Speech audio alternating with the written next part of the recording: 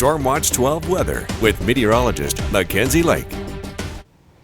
Good afternoon and welcome back to Newswatch 12. Let's take a look at why we're seeing all of this moisture right now. You can see we do have an atmospheric river. This is basically a big plume of moisture that's working its way in from the coast and into our region, mainly bringing some rain for Oregon and definitely some rain and possibly even snow for those higher elevation areas in California as well.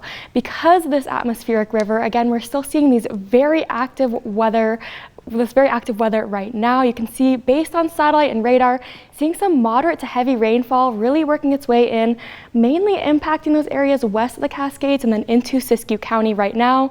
And then those snow levels have lowered just a little bit, so we're seeing some snow for our east side areas and definitely just widespread cloud cover and widespread wet weather.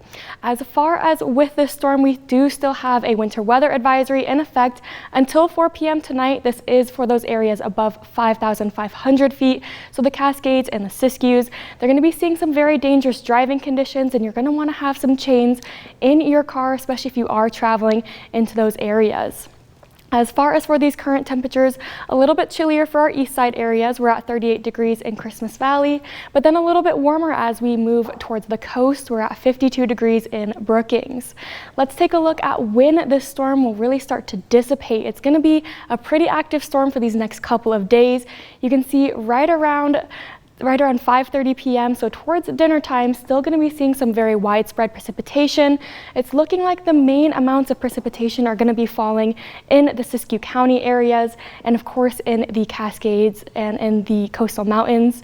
But as we continue on into Friday, things start to break up a little bit. It is still going to be pretty widespread as we continue on into Saturday. Those snow levels will be fluctuating, so we could be seeing some snow for our east side areas and of course the mountains.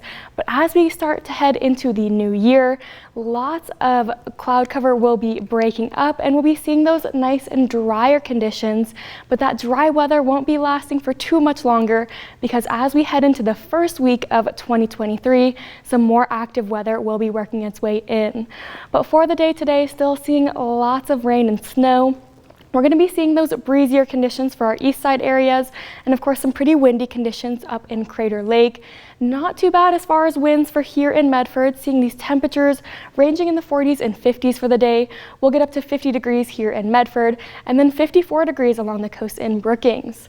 For the night tonight, we will be cooling off and we're actually even expecting to see some freezing rain for the east side areas. So please drive very, very safely. Those roads are going to be very slick and they're going to be very, very icy. But for here in those areas west of the Cascades, we'll just be seeing those very wet roads and those poor visibility rates as all of this rain continues.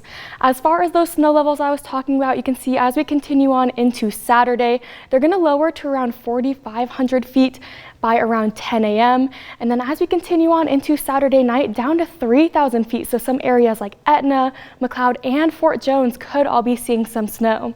As far as for your New Year's Eve forecast, we will be still staying wet.